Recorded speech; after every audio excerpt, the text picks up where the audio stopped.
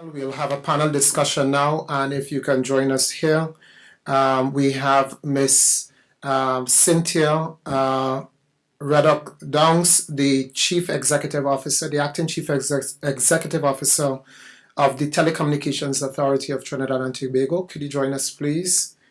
We also have Mr. Reginald Bourne, Chief Telecommunication Officer, Division of Energy and Telecommunication, the Prime Minister's Office of Barbados. Would you care to join us here, please? And last but not least, we have Mr. Nigel Cassimire, who is of the Caribbean Telecommunications Union of Trinidad and Tobago.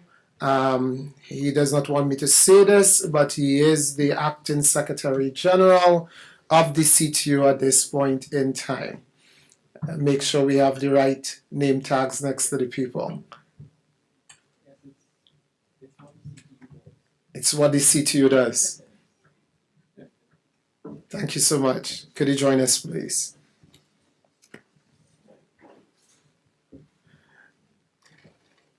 Now, this session is going to be one where it's going to be a lot of interaction, and I'm sure we have a lot of questions among ourselves. Here we have at this table a distinguished panel, substantially three gentlemen and a young lady who also is with us,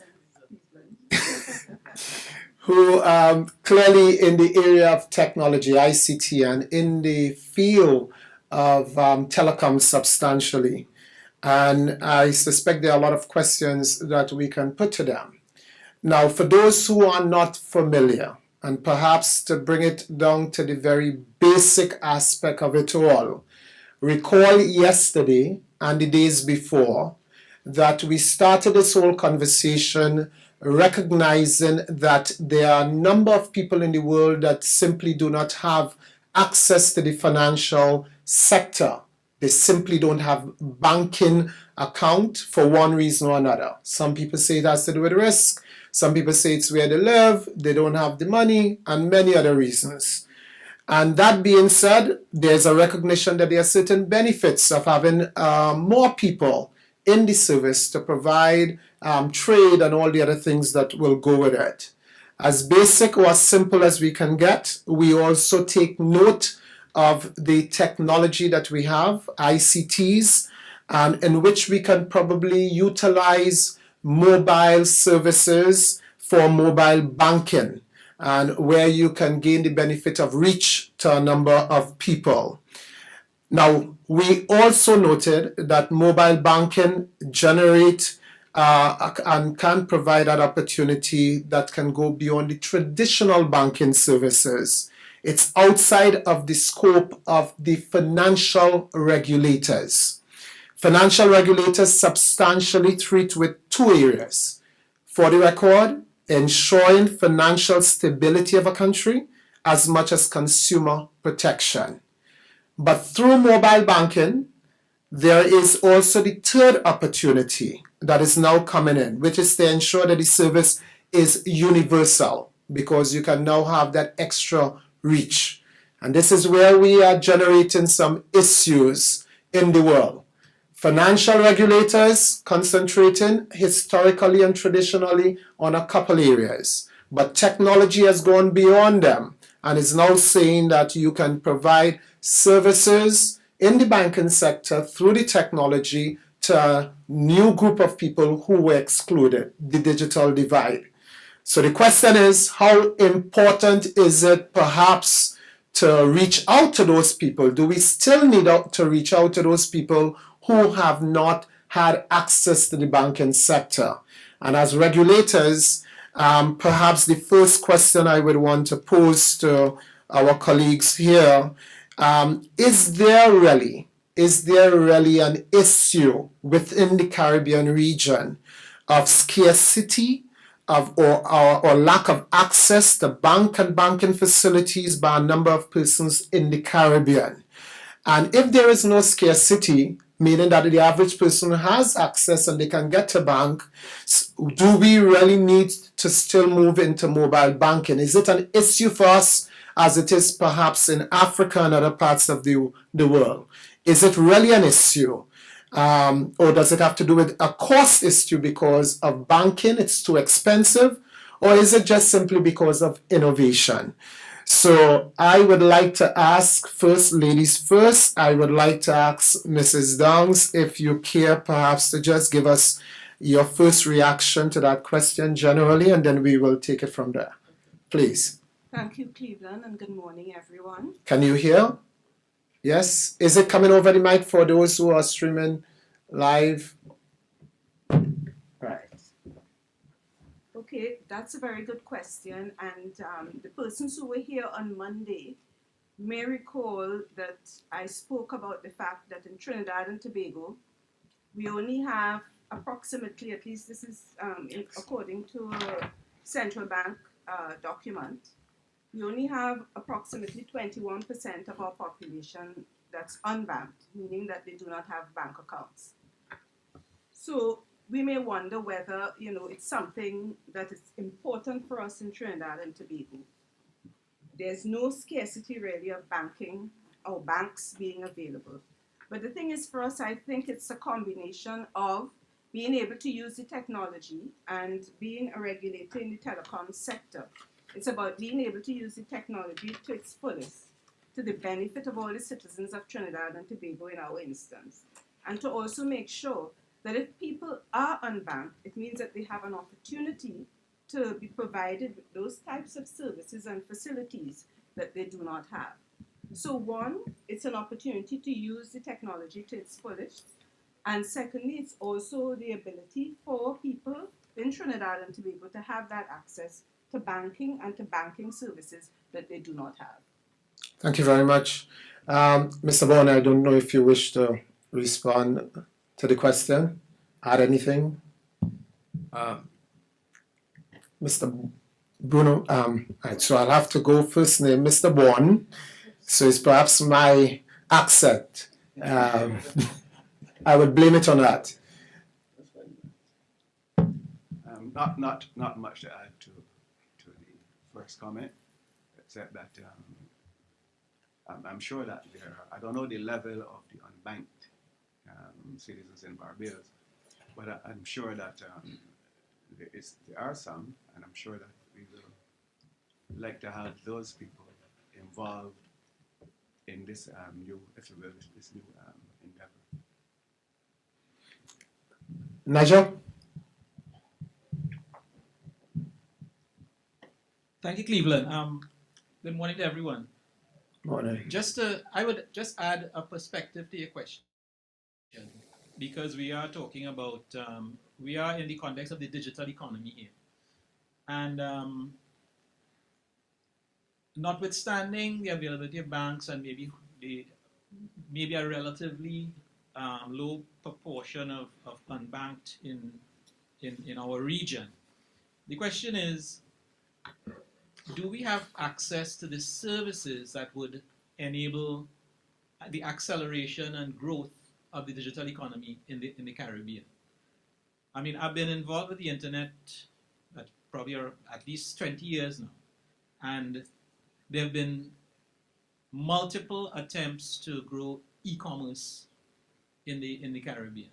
And I think it was Gabriel who said it, he's been saying for at least 2 days now, the barriers to entry for companies trying to establish e-commerce, and the barriers to entry meaning with regard to the services that the banks offer, merchant accounts and that sort of thing. And I used to work with the telco here, a big company, right? And it was a bit of a challenge to get a merchant account for a telco to start an e-commerce venture, right? Because if you're a startup, you don't expect your volume to be very great to begin with. And if for you to establish the facility for e-commerce, it costs you way over the revenues that you expect in the beginning, it's not going to be a viable venture that gets off the ground. So I think we also have to look at the context we're talking about, which is the building a digital economy and whether or not we have affordable, easily accessible products from the financial sector that would encourage and stimulate growth in the digital economy. And I don't think we do in the Caribbean. I don't think we do. Mr. Bourne? Nigel just reminded me of a complaint that I keep hearing in Barbados. And that is it's similar situation where startups or entrepreneurs tend to get turned down by our banks in Barbados. These are the same banks that they're branches of international banks. But you'll be surprised, or you might not be surprised, to know that the set of criteria that are placed before our local entrepreneurs are much more burdensome than those that are placed in those banks' home countries. So maybe that's something we can think of. Thank you. Earlier, the first presenter, Adam, did speak to us about the risk, and he spoke of the opportunities, and he made certain suggestions. And he made mention of a few terms which I must admit I was not even aware of, nor familiar with. When I hear things like mixers, when I hear things like trackers, when I hear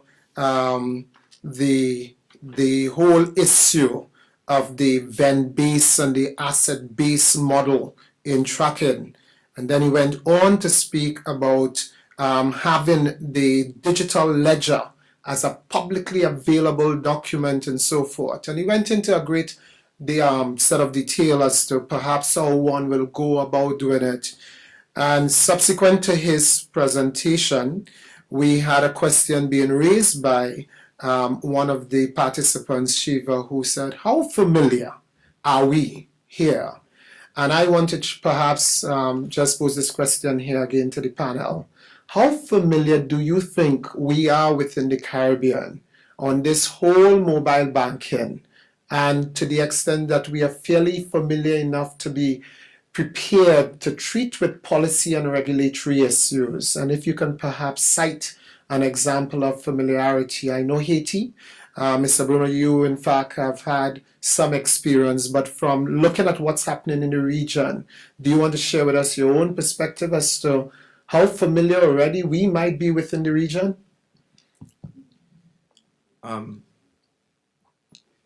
So that's exactly what struck me in the presentation, is that the feeling we have here is that the blockchain technology is quite relatively new. It is a complex system, and it is still raw for most of us, meaning banks, your core business is to do banking, is not to do cryptography. So basically, in order for regulators to be to have trust and confidence in it, the technology people need to bring this technology into what I would say into the mainstream by solving these issues.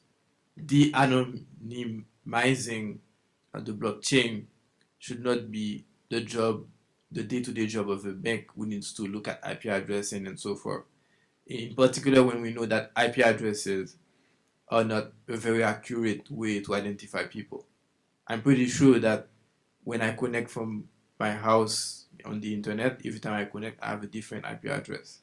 Internet service providers use a bunch of IP addresses that they distribute to people, and every time you connect, you get one. So basically, in order to identify someone that made a specific transaction, not only you have to find out what is the IP address, but at this time, at this hour, who had this IP address in that specific network to connect to make that transaction. People can also go to public places like cyber cafes and so forth. So basically, the closer you will get is to identify where the person did the transaction.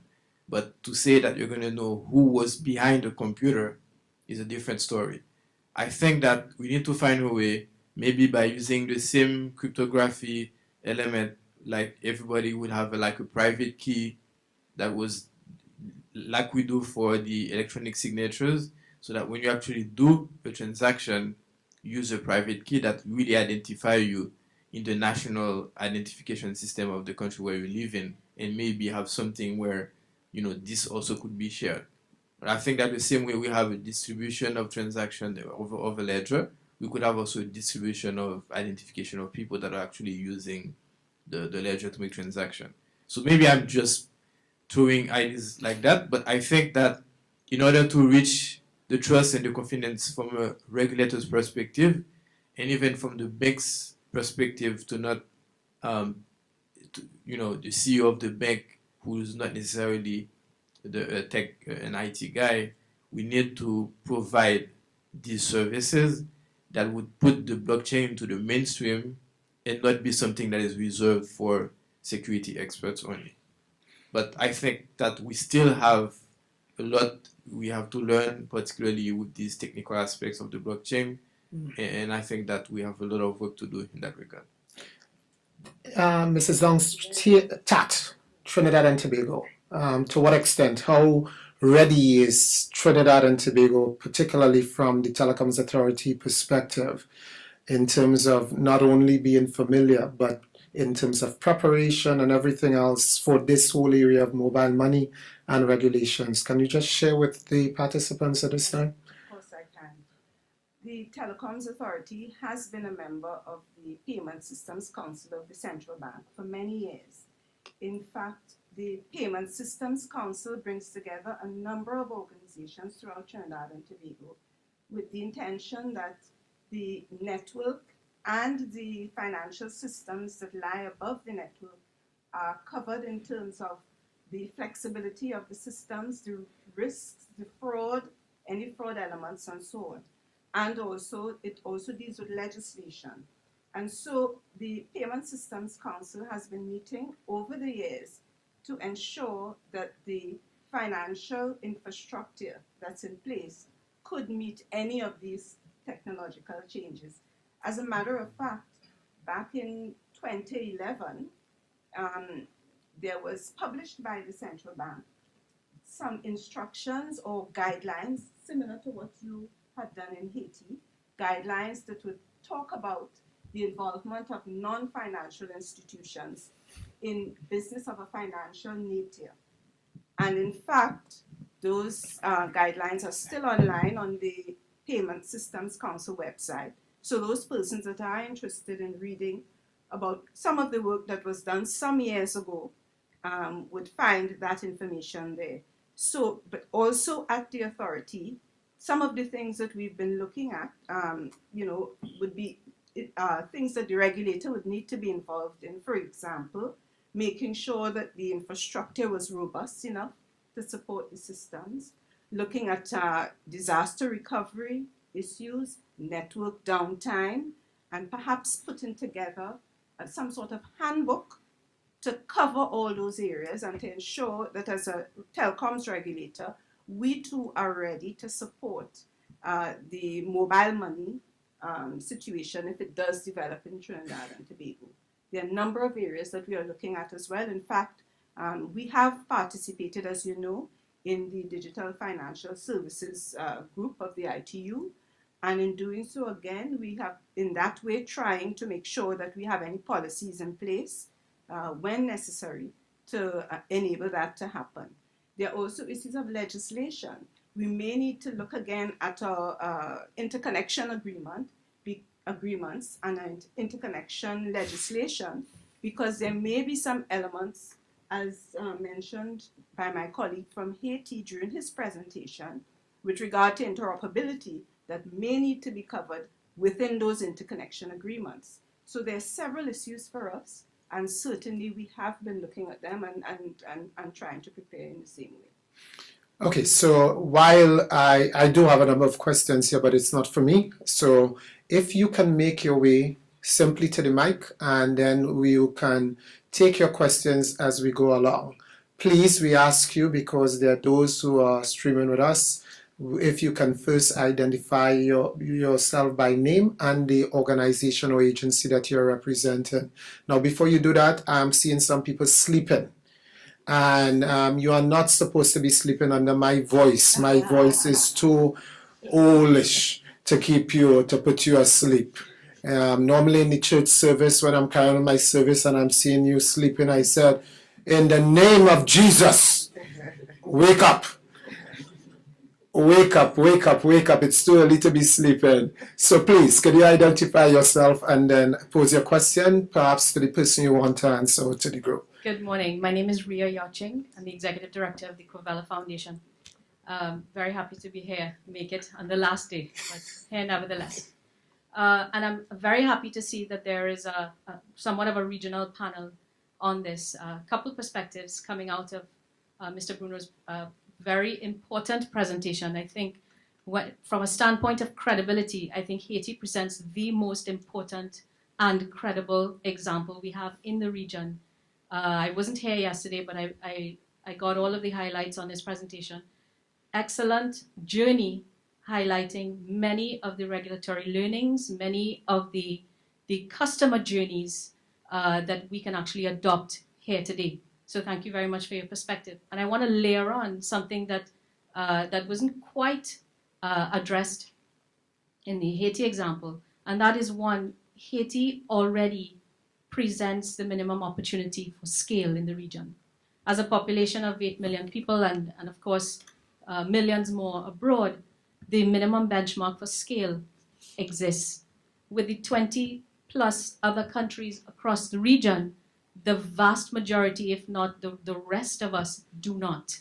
Which means that the regulatory environment, if I remember my own regulatory telecommunications environment, we fall into the same trap of not having the necessary scale of expertise and scale of learnings to be able to identify and manage our regulatory process within this ever-moving and dynamic space, particularly in digital finance. And so that's very important that in the regulatory environment that we go region first. So my first position is, as we are learning now the bitter pill of not having region cohesiveness in the telecommunications area, let it not be a situation where we fall into this trap of not going region first in this new area of opportunity in the digital finance area. And I will go one step further to say the regional cohesiveness must be in the area of finance and the area of telecommunications, standing side by side in that. So the second thing I want to highlight, and it was brought very appropriately again from Mr. Bruno, was that the issue of interoperability and the issue of readiness is not necessarily something that we need to be debilitated by. If you look at the Haiti example, it took 6 months or less, correct me if I'm wrong, Mr. Bruno, 6 months or less for the regulators to come to an agreement on what the regulatory environment would look like for the launching of this program. That's called political will. Mm-hmm. And secondly, that is called the reason for the political will was the collective population having no other recourse because of something important that crippled the economy. Now, we don't have necessarily that impetus, but what I am saying is that the enabling environment that needs to be created, as Mr. Bruno and the blockchain regulator, lawyer alluded to, was that in a way, let's relax our approach to the regulatory environment, and let's instead enable the multi-stakeholder environment to push us as regulators to consider the regulatory environment in the space that they are actually trying to manipulate their own environments. And then we will begin to start seeing what exactly needs to be regulated. Okay, just to comments. But thank you very much. Thank you very much. If I may, before we take the next question, perhaps CTU, Mr. Cassimire, I don't know if you wish to respond specifically to the regional cohesiveness that is required, that need to take the agenda forward, as we just heard from Ria. If you could just perhaps respond to that aspect of her contribution. Yes, thank you. I would take that on board, to tell the truth. And in the CTU, we've been pushing that same line in the work that we do, notwithstanding that our focus has been more on the technology side and not the financial services side. From I guess it was Wednesday, we did hear the presentation from the Commonwealth Secretariat talking about regulatory overlap, right? So we have to get the two, silos, the finances and the technology working together to figure out, in this brave new world, how do we collaborate? Where do we draw boundaries between what you do, what we do? But certainly from the point of view of the technology development and policy development associated with that, the CTU has been pushing the region first line. It's a challenge because we understand that the individual nations have their very urgent national priorities, but we are certainly encouraging them to keep looking beyond that, because sometimes you can get assistance from the region, you can learn from the region, and we've developed a big infrastructure which we call CARICOM, which maybe we ought to be getting more value from, or using more effectively.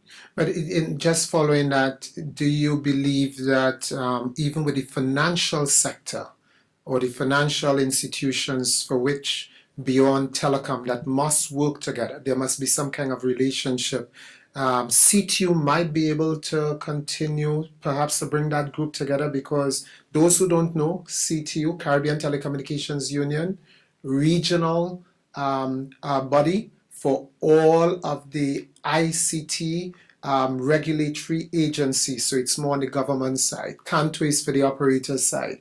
So again, in terms of regulation and finance, because one is technology. And I know, Reggie, you would like to give a contribution. So Nigel, very quickly, 1 minute. Well, we just have to be aware of and honor mandates as well, right? We don't have a mandate really to coordinate financial services around the Caribbean. We've looked at the technology and where it might interface. Things like cybersecurity and cybercrime. We are involved with that, and we're working with ministries of national security, and sometimes financial institutions might also be involved in that, because it is something that underpins all our operations in this technologically driven world. Okay, now someone has a question. Maybe while you come to take the mic, Mr. Bourne, quickly. Yeah, I think Nigel is a little bit too nice on the issue. Up to last December, I served as the chairman of the executive council of the CTU. And I can tell you the challenges that we've been having with getting the region to really cooperate and collaborate. Anybody remember the recent acquisition of Flow, the cable wireless? I remember we called a meeting of the regional regulators here in Trinidad. And guess what? Some of the key regulators failed to make it. Because what we wanted to do was to have a regional approach and solution to this merger. But we did have a good meeting, but guess what? When everybody went back to their respective territories, they didn't just only do that. They went ahead and did their own thing. As simple as that. So the challenge we are facing is that we are letting ourselves to be divided and to be ruled by any entity that know that we are not very collaborative in the Caribbean. Those are the facts. So it will be a challenge. I don't know how you will get it done, because as Nigel said, we are all sovereign states. Maybe one of these days we would give that a little lower priority and realize that we can do much better if we think of ourselves more of a group of, well, a family actually. So that's the challenge we face. Thank you. Please. Good morning. My name is Sylvester Cadet, the program officer at the ITU office in Barbados.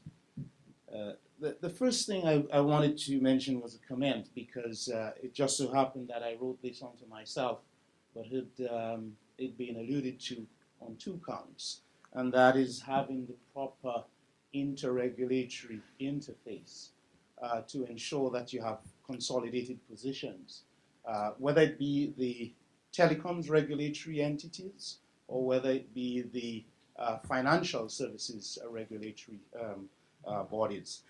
But having said this, I want to ask this question to Mr. Bruno. In fact, early in your presentation, you mentioned that some of the regulatory and philosophical approaches of central banking sometimes serve to constrict the ushering or the assimilation of some of the different kinds of services. And you alluded to 1 or 2 services that you were not able to provide. On a day-to-day regulatory function, what are some of the regulatory challenges that you have encountered in Haiti? And when I say you, I mean the entire sector. And how have Haiti gone about approaching as well as solving these regulatory challenges? Thank you. Okay. So what happened is that generally I could say there are 2 schools of central bankers. There's one school who believes in operator-led models, where the products are brought by a mobile network operator or a technology company, and the bank just has a backseat. And there's another school that favors a bank-led model, where the bank is actually the entity that is providing the service, and the technology or mobile network operator is on the backseat, serving just as a canal used to deliver the service. So these are, I call them philosophical approaches, because it depends on what the central bankers and the policymakers believe the nature of banking and so forth. So that's how you have different legislation depending on the region and things like that. And remember that central banks are part of networks. Usually they don't work in silos. And in particular in our region, and in particular for Haiti, the influence of the US is very, very strong, because Haiti, as you know, is often used as a transit for drug trafficking and all of that. We have special cooperation with the US, with the DEA, that can come basically in our territory and pick up the drug traffickers. So every time the financial sector tries to, lax their rules to go after the informal market, there is some nervousness, because indeed, if the banks lose their correspondent banking relations, they are done. I mean, they're going to be out of business. So banks are very cautious about the things that they do. So we have to take that into context as well when we are dealing with the financial services, because we are part of the international financial system. We don't want to be cut out of it. So that's the kind of, that was the context that explains why the central bank is very cautious about this. and maybe many of you know also about FATCA, which basically where we have to do the job for the US authorities to make sure that Americans pay their taxes when they are in their countries.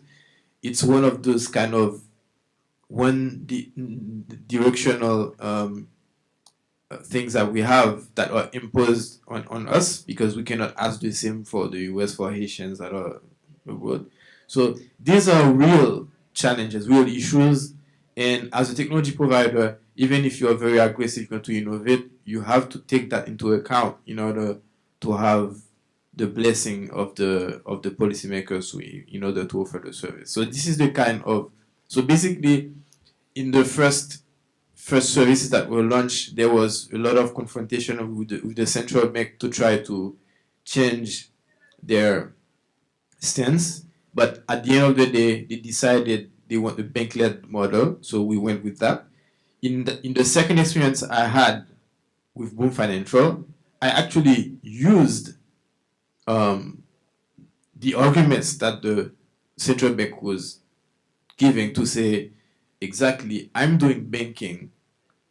It's not mobile money, whatever. It's still banking. So I don't need any additional regulation, any restriction on my account. So I used that approach in order to be able to offer a service that didn't have the same types of limitations that they had imposed on specific mobile money services. So I think in general, we need to understand the perspective of the regulator and bring to the regulator the answers they need that can build trust in terms of we show that we are a responsible company, we care about anti-money laundering, we have the proper measures in place, and even when we innovate, those stay centered into what we do.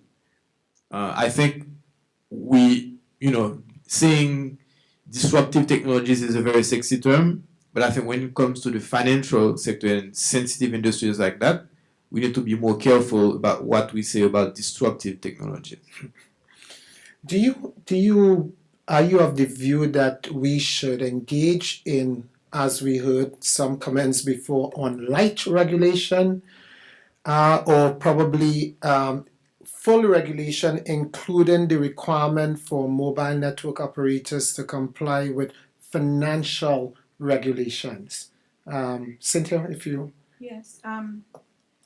If the model is one where the mobile network operators are operating independently of banks, then certainly the mobile network operators would need to be aware of all the financial rules. They'll have to comply with the directions and guidance of the central bank. In the other model, however, where banks take responsibility for mobile money, then the onus is not so much on the network operators. In fact, their role will then be one where they're more involved, the involvement or regulation will be more on the telecoms sector, on the telecoms side, or the telecoms regulator.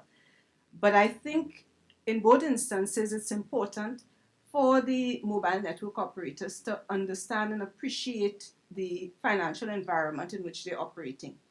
In fact, right now, with regular online purchases and regular online banking, there is still a role for the network operators, generally those that with fixed networks, and similarly those with mobile networks that allow mobile banking. And so, although they don't get involved in the financial aspects, they would need to have an appreciation of what is actually happening in the sector. Mr. You wanted to, Mr. Bruno? Yeah, I wanted to emphasize on the concept of proportional regulation. So, because when you say light regulation, it's absolute.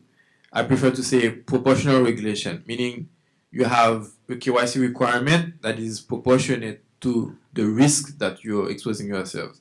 So I think that every time you reduce the KYC requirements, you also reduce the transaction, the volumes and limits like that people are allowed to do in order to mitigate the risk. Mm-hmm. I think this is we need to go about it, because there cannot be one size fits all. And even if there was one size fits all, we cannot put the bar here and say everybody has to be there. So I think that we need to have a proportionate regulation by taking into account the risks and the condition of the customer. Because in the case of Haiti, for example, 80% of the economy is informal. That's the real challenge. The challenge is how to bring these people into the financial system so that they have access to financial services, that they can grow their business, and that the operations that they're doing can be more efficient because they use technology to do it. We reduce the transaction cost. That's the types of things that we are interested in. And by doing so, I think there needs to be an arbitration about the responsibility of the bank, because often the banks have the impression that the tax authorities want the banks to do their jobs for them. It's like we have to make sure the person pays their tax and all of that. Whereas if they had done their job, it would be easier for the banks to actually, financial institutions in general, to actually acquire these customers and bring them to the financial system and allow them to grow their business. Mr. Bourne? No, rather than say light I would say necessary, because I'm thinking I have the bias of encouraging activity or competition in any sector. So I would propose a regulation as it becomes necessary, but I wouldn't say light or could be proportional. But my aim would be to maintain that position where we like to encourage active commerce in the sector. Now, for those who are not too familiar, again, I apologize if I'm going and repeating some elements. When we hear the term KYC, right, it's know your customer, right? Or get to the level of identity, if need be. So please, again, if there are other questions, just come to the and get him to the mic, stand at the mic, and I would know that someone wishes to get or ask a question. In the interim, when we look at what the more mature markets, we look at the US, we look at the UK, etc., there are those who argue that the typical MNO, the mobile operators, do not provide the normal complete banking services and therefore should not be required to have to comply or meet the requirements of financial regulations. And therefore, perhaps one should look at a modified form of requirement because it's not the operator they look at or the provider of the service, they look at the nature or the services being provided. So regulation is in line with the services more than with the operator. That's an argument. So you go back to the question, even if we say a regulation that may be necessary or appropriate, we then come to the extent to which do they still need, because there's no modified version of financial regulation or even telecom regulation based on mobile money. So what approach might be appropriate for us within the region? I don't know if there is anyone who wish. Ms. Downes? Yes, I know and I am aware that in some countries, and I know perhaps that the IT is looking at this as well, there have been MOUs developed between central banks and telecom regulators. And those MOUs, or Memorandum of Understanding, actually identify what the responsibilities are of each, the financial services regulator, the telecom regulator, and how that ecosystem will operate with the banks and the telecom operators. So that could be one way in which a number of the issues that are not clear now and issues of overlap could be addressed. Anyone else? Yeah. Yes, please. It's an interesting question, and I think the answer will evolve. I don't know if I would say light regulation, but there's a term I saw in one of the articles, enlightened regulation, right? Which means regulation that takes account of the views of the relevant stakeholders. right? And you mentioned the developed countries a while ago, and I wasn't in the room when the presentation was made about the UN ECLAC document, but certainly it's from the examples that they drew in there about what has been done in US and Canada and UK and so on. They've put regulations in place. And if you talk to their stakeholders, you will probably find some of them find it's not light. You know, it might be a little more heavy than they would like. But they've certainly gone and put the regulations in place. And I think the lesson we need to learn from them, though, is how they went about putting the regulations in place. Right? They maybe they consulted, they put out drafts, they took comments on the drafts of the regulations and so on. So what eventually came to pass was something that took into account the views of the relevant stakeholders. And money is a very sensitive thing, you know, and it will not be difficult for the central banks to feel like they're giving up control. I mean, cash is tangible, it's flexible, it's accessible. And when you're thinking about digital currency, it's not something that you can easily see. And they want to not lose control as they see it. So I think the regulation will evolve based on, and should evolve based on consultations with the stakeholders so that we do not unduly hinder the growth and progress of the economy. Okay, so we have another request for the floor, please. Yeah, I just wanted to acknowledge Nigel's point. That's an extremely important point, and one that I only just recently realized that there are movements to do exactly that. Benchmarking ourselves against the US, Japan, and so on, that in my view is useless for all kinds of reasons that we don't actually have to talk about now. But late last year, some might know that Peru launched the first white label digital finance infrastructure in the world. 35 banks got together, credit unions, community banks, and so on, got together with the telecoms and technology providers to come together to form an interoperable set of systems, procedures, and technologies for digital finance in Peru. That is progress. That's what Nigel is talking about.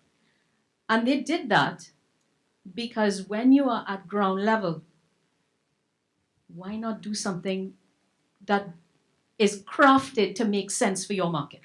And that's the whole point that we're trying to do here.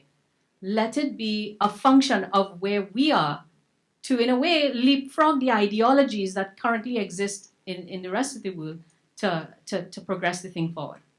And secondly, which I haven't really heard much about, again, it has to be reflective of the behaviors of the consumers that we're talking about here. We're talking about the level of unbanked and level of banked and so on. But out of the 20 million adults inside of in the Caribbean, 12 million are unbanked. Another 6 million are underbanked. What does that mean? 80% of people have a bank account. Those who have bank accounts take out cash to pay their bills. That's in my view, underbanked. And when Nigel talks about the digital economy and moving towards that, we have to be able to reflect our regulation in accordance to the behaviors, the institutional behaviors of our consumers, and not the other way around. Thank you very much. I see someone else waiting to ask. Shiva Bisasa, Penaka Technology Solutions. I fully support Ria's last point about what we are seeking to propose. If a solution we are looking for, it must fit the market. And if anyone knows me, they know I'm always advocating for further research in these areas. So again, I'll say it again. We need to perform further research in these areas to see what is in need, if any, we are trying to fulfill. Bruno mentioned it yesterday as well. You know, technology could be as sexy as we want. If there's no need to be fulfilled, then what's the use of it? On the regulatory question that Nigel mentioned about with respect to the ECLAC report, the approach taken in seeking, and I'll break it up into digital currency and mobile money. So focusing on digital currency for now, the approach taken by those other nations with respect to looking into digital currency, quite frankly, I cannot say we have them in the Caribbean right now. Locally in Trinidad, it has been very difficult getting attention on this matter. If it hasn't been for ECLAC or even the ITU, we wouldn't be in this conference room right here, right now. And I have been pushing to try to get attention on this matter. Mention was made of the Payment Council. I have no idea how to access the Payment Council as a private individual who's seeking to advocate for change in this arena. And the change is here. The intersection between telecoms and mobile financial services is here. Minister Coffey alluded to it earlier, in speaking to some of Nigel's concerns about, his CTU doesn't look at the financial services sector per se, but they look at cybersecurity. Minister Coffey mentioned that, if we want to reposition the IFC into becoming what it was intended to become in the first place, cybersecurity is a major concern. So how do we encourage further research in these areas? How do we encourage people who have bright ideas to come forward and contribute? The structures and the things I see in place right now, they're not very permissive to hearing new ideas. They're not very permissive to interacting with people that they don't know. I will go so far as to say, it's something like an old boys clique. So we need to be a little more open and hearing and listening to people's concerns, listening to the bright individuals that we have within our nation here. There was, on Tuesday we mentioned about, that was a different workshop, by the way, but on Tuesday we mentioned the issue about sending people away on scholarships but not properly using them back. And a university lecturer said that's a great point. We send people away on scholarships, but then do we properly utilize them locally? And he tied that back to, are we just doing that to, increasing our ranking on some indices? So I think important questions need to be asked about being receptive to new ideas. Thank you very much. Any immediate reaction? I'll take one person from the table. If not, because I'm sensitive to time, I just want to ensure that there are two questions that were posed to me that I have to put before we leave. Any immediate reaction to that? None? Okay. Having said that, these two questions, we are just about our time that we should conclude, but I believe we can take about 10 or 15 minutes from our coffee break, which we have carded for half an hour. I don't think we need an hour of eating or drinking. So if you would please follow with us for just about 50 minutes max. I would try to complete by that time. Two questions. One is that, and it goes like this. Do you believe that when we look at the issues or concerns that most operators, governments have with mobile money, and it surrounds issue of money laundering, terrorist financing, etc., that perhaps mobile money might be a way of reducing that risk? Mobile money might very well be doing the opposite or can contribute to the opposite than the concern that administrations may have. And this person is taking it from the perspective that most of the fraud, money laundering issues, etc., happen because of the cash, the significant use of cash. There is no trace, no accountability of the use of cash, and therefore perhaps mobile money might be a way to reduce that risk. Just get the reaction of at least, two people at the table before we go to the final question here, please. Yes? Well, I firmly believe that in using digital financial services can actually contribute to reduce and to be able to monitor that, because like you said, cash-based economies is very difficult to track. Even in terms of monetary policy, it is difficult for for policymakers when we have a shadow economy that we have no indicators about them. I think that using mobile money, and particularly using all the capabilities that exist today in terms of data analytics and data mining, we can indeed make sure that we monitor and we control financial activities, and we can easily detect financial activities that are outside of the norm. And I think that this is one very strong argument into pursuing financial inclusion and making sure that all the transactions are accounted for across, the electronic system that we use. Thank you very much. Anyone else wishes to just... Yes? Yeah, from a telecom network point of view, I can tell you, based on my experience, wherever we found fraud on our telecom networks, it always bordered on money laundering, networks being fraudulently used by the drug trade, and also the terrorism plague that we face. Now, we've been facing those issues. So I'm heartened to hear that from my colleague here that this new approach will actually reduce those incidences. Thank you. And finally, we have the question here. When you look at the international financial crisis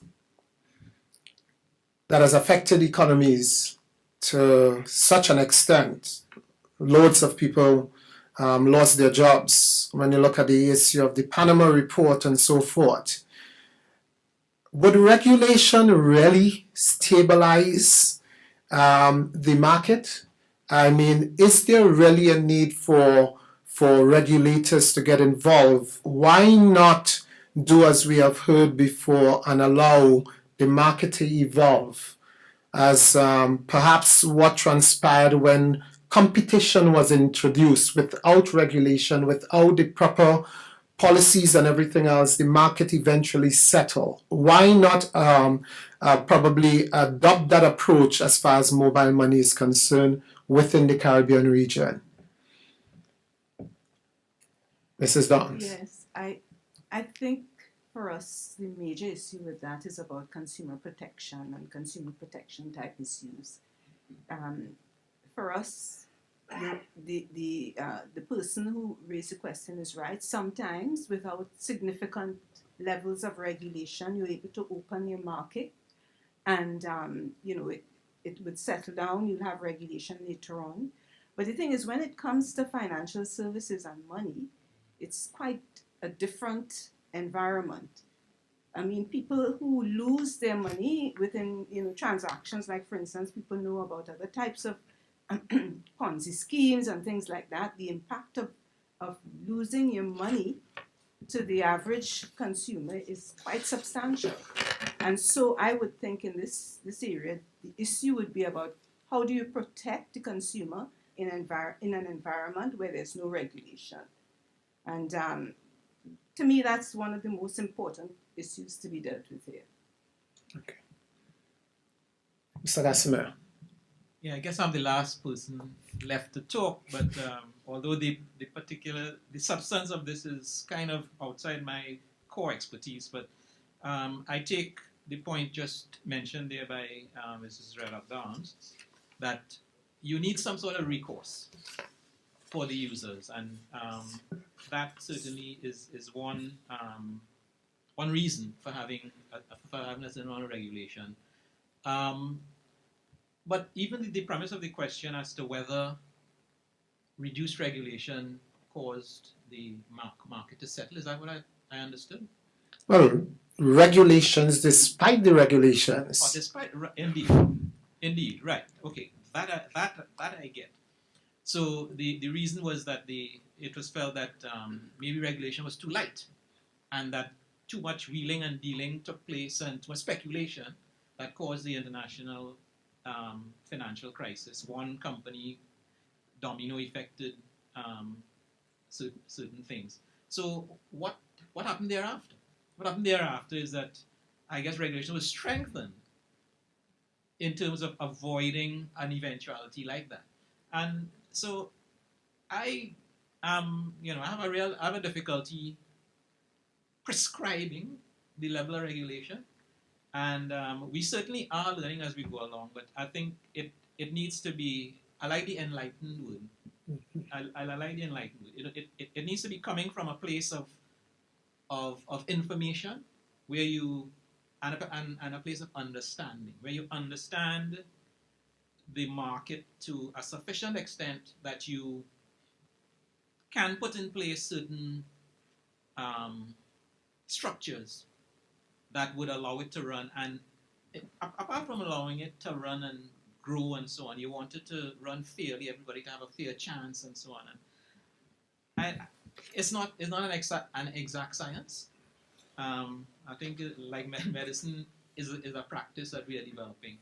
So I can't say that lighter regulation would have done it, because we seek to put regulation to handle the various factors that we are aware of, and when something happens that we didn't anticipate, we adjust it in light of the real experience. And the political will. Indeed. Is it there? Indeed. In the region, political will, leadership, this issue, is it on the agenda of these leaders? Because with all the money, with all the policies, with everything else, we have heard over and over, the issue of leadership, even at the government or political level, is extremely critical.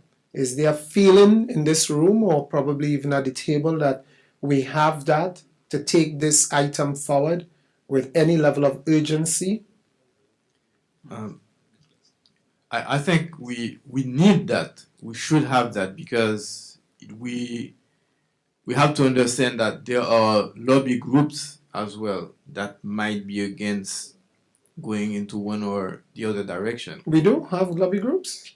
Of course, if you take the bank association, the central bank basically regulates banks, and if a bank association is strong enough, they can advocate regulation that is against the entrance of fintech companies like that are competing on their turf. So basically, in order to counter the strength of these lobby groups, you need to have political will at the top that says, for the entire economy, you have various interests, and you have to make sure that there's someone who can see the customer, the final customer, and see what is the best for the customer in terms of the market. So we should not underestimate lobby groups that might exist.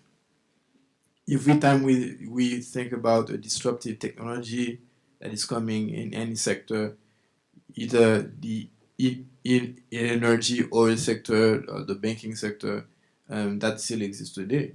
And we need to make sure that we have the political will at the top to bring legislation that is innovative and encourages competition. Okay. Please, and then we will just wind up after getting your contributions, and perhaps. Okay, I thought you did ask if there's political will.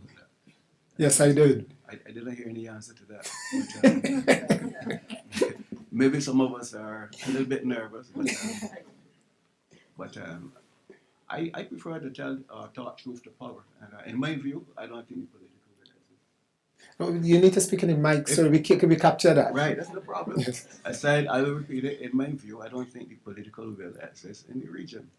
There might be several reasons for that. One might very well be their awareness level, right?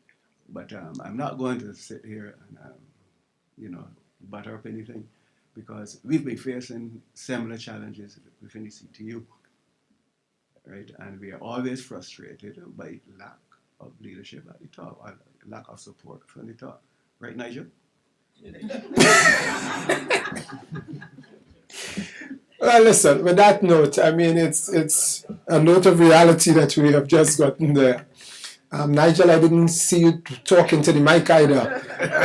I don't know why, but that being said, anyway, ladies and gentlemen, we have come to the end of this agenda item on the implications of mobile money for regulators. We had the benefit not only of you asking questions, but also the response and the presentations by Mr. Bruno. We also had with us excellent contribution from Mrs. Downes, Mr. Bourne, and of course, Mr. Cassimire. Please, could you show your appreciation? Thank you very much. Thank you very much. At this